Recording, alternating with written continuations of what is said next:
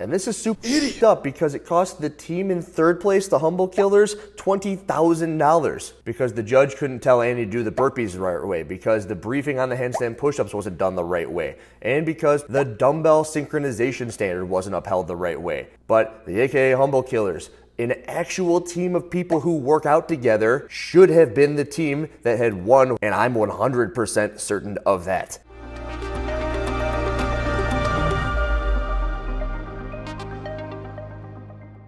Yo, I'm ready. Are you ready? Are you ready? Something was so incredibly messed up this weekend that I get to make a freaking no-rep video.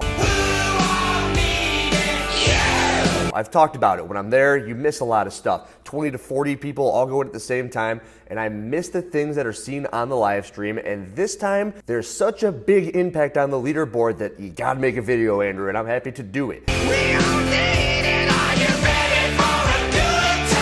This is what I like to do. Are you ready for a good time? It's only suiting that I wear the no-rep shirt, because this is probably one of the biggest things in the history of the sport to have messed up at the top of the leaderboard. That is number 1 female elite team of 3. BPN from CrossFit Krypton, 691. They're good. They're in the clear. The ones that need to be chatted about are the daughters featuring Mal O'Brien and the AKA Humble Killers. And the entire time I read that it's like the daughters featuring Mob. Mal O'Brien's like, okay, I think it's funny that's Mob. Not 1, not 2, but 3 separate instances where now there are issues with one of these 2 teams that are going to affect who had won the competition, which is the one that I had lined up to start with. The event finale. The one that's most obvious to everybody. You know where the points are, you know that there's a couple of events to finish off the weekend, you don't know what's gonna happen. I don't know shit about fuck. And I really like when there's 2 events to finish the weekend. Adds a little bit of excitement. If there's one team that has a 30-point lead and they win the event, there's no excitement. But if there's 2 pieces to it, all of a sudden there's a little bit of math that needs to crank around in your head and it leaves it up to speculation. So I'm gonna do what I used to do with my favorite videos, the no-rep videos, and I'm going to play a little bit and talk over it for the rest of it. Let's start. Are you ready for a good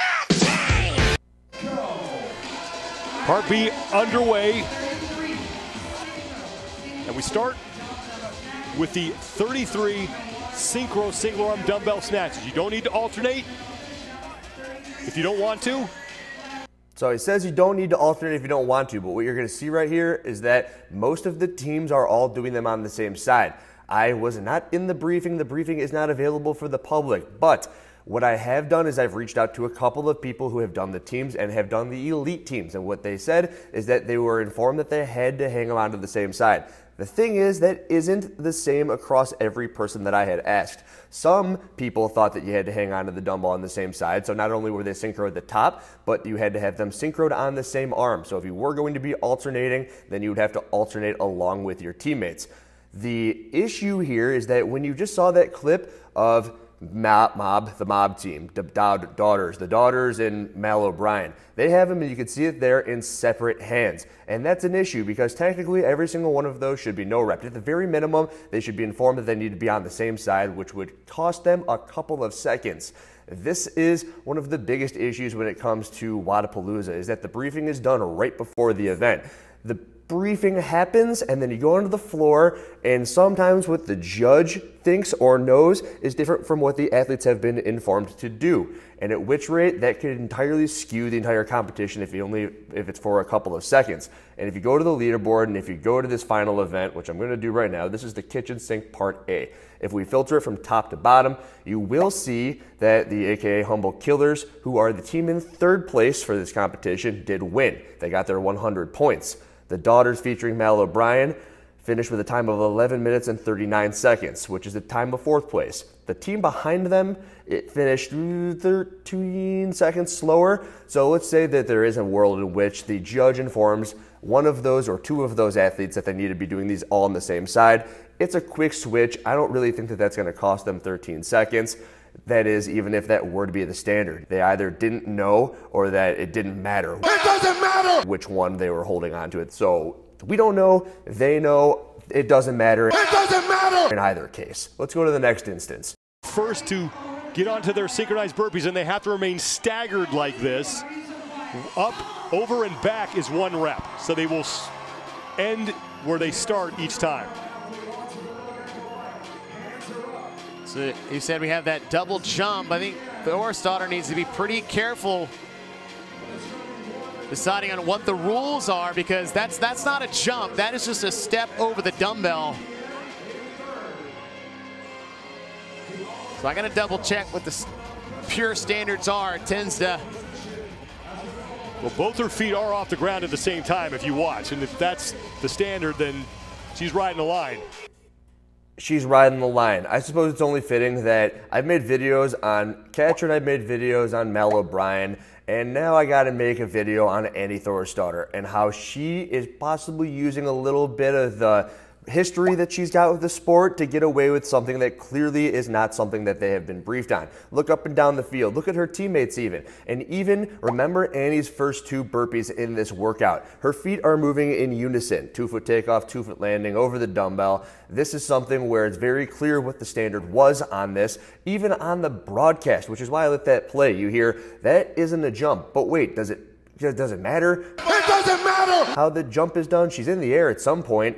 It looks to me, and from what I've heard from the athletes competing in the events, yes, it matters. Is that what you think? You think? What the jump looks like. Why is it that the athlete front and center, the previous 2-time CrossFit Games champion, Annie Thorisdottir, is allowed to do this rep after rep after rep? Let's go on over to the leaderboard and check this thing out. So we see that the daughters featuring Mal O'Brien, time of 4:59.78, win the workout. The team in second place, the AKA Humble Killers, 5:09. That is a 10-second difference. Here you can see they're finishing up right behind the daughter team.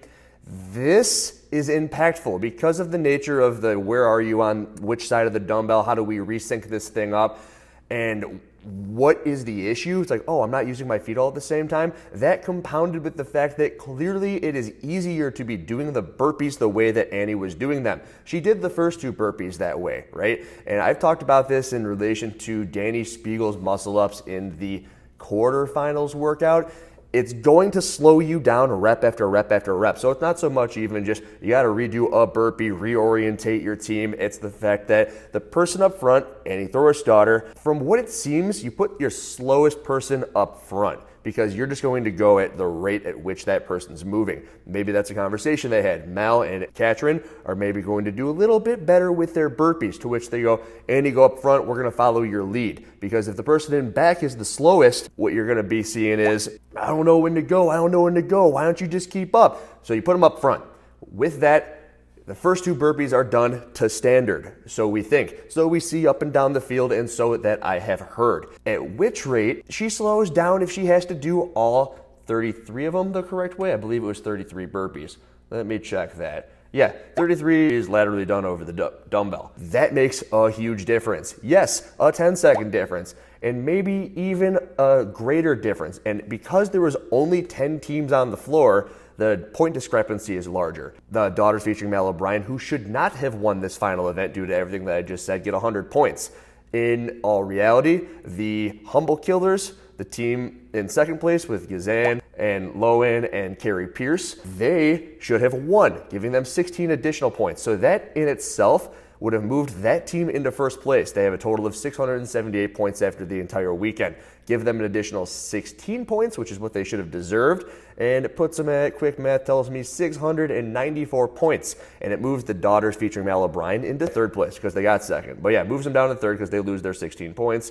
And I do believe, let's reorganize the leaderboard. Yes, it keeps them there. I hope you're caught up to speed there. And let's just say I haven't really sold you on the fact that the Humble Killers should have beaten the daughter team. Let's go to an event earlier in the weekend and chat a little bit. Okay, I got a window to talk in here. This is the starting event for the women and the men. It is the waterfall workout. What's it called? Start Fast, Finish Faster. Starts off with a bunch of handstand push-ups. Annie right front and center doing a bunch of handstand push-ups, and now you're going to hear the announcers say some stuff.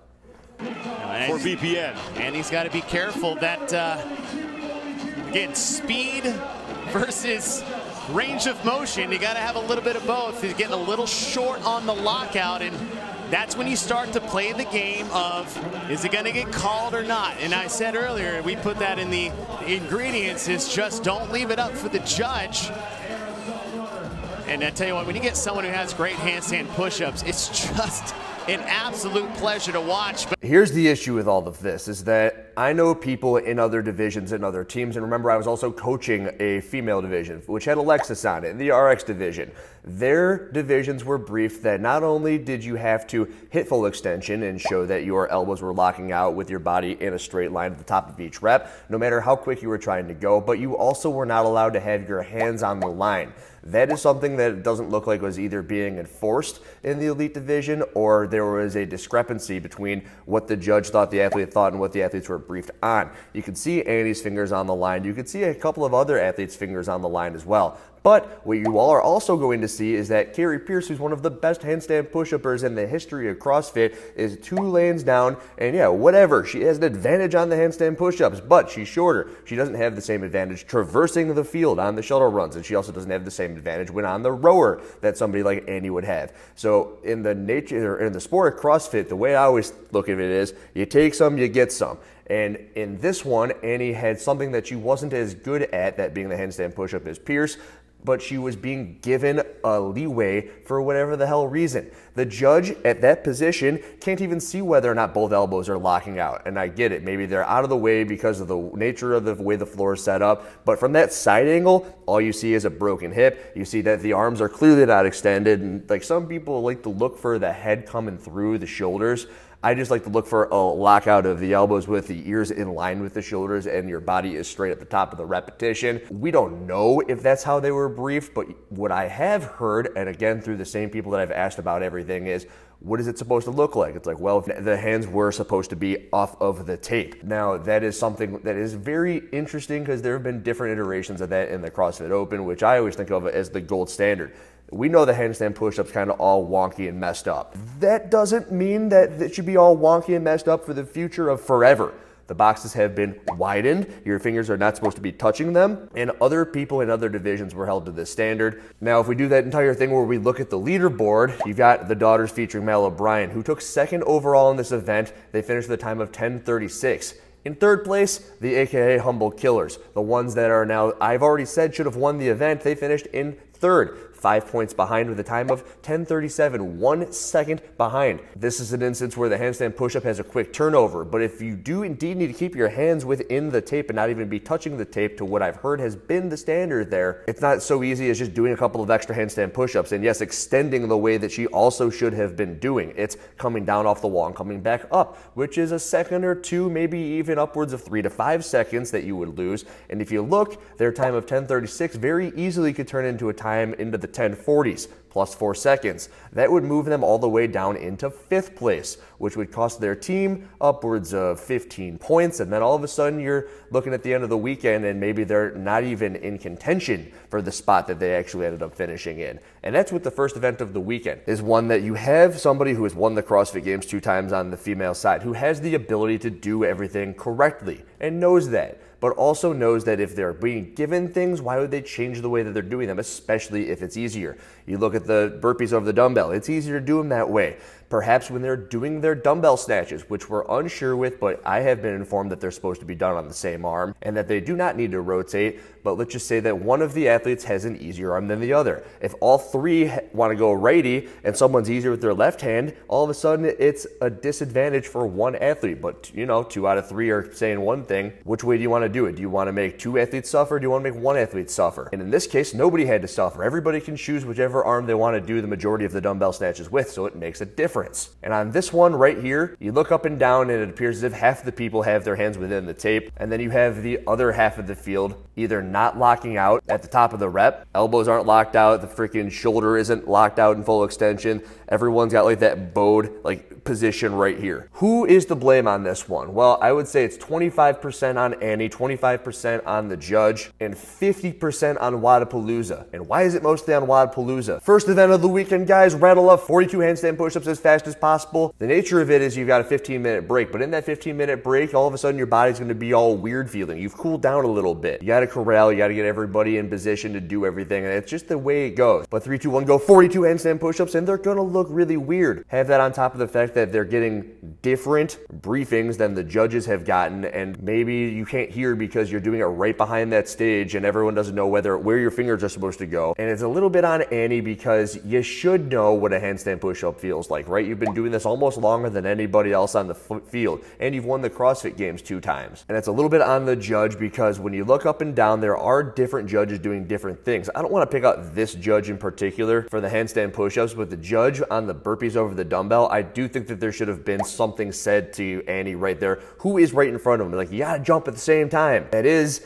if the athletes were even briefed the same way that the judges on the floor were, because Wodapalooza has a history of saying one thing to one group of people and then saying something else to another group of people. That's going to happen when you've got 55 different divisions. And this is super fucked up because it cost the team in third place, the Humble Killers, $20,000 because the judge couldn't tell Annie to do the burpees the right way, because the briefing on the handstand push-ups wasn't done the right way, and because the dumbbell synchronization standard wasn't upheld the right way. But the AKA Humble Killers, an actual team of people who work out together, should have been the team that had won the Wodapalooza Female Team of 3 Elite Division, and I'm 100% certain of that. I'd like to hear what you guys think. You think Wodapalooza would figure it out at this point, but really year after year you see the exact same thing. Touched upon it a little bit in my video yesterday with Danny Spiegel and the bag moving around. Why is it that she got away with it? Well, no one knows what the fuck is going on. Maybe next year? Probably not. Andrew Hiller, out.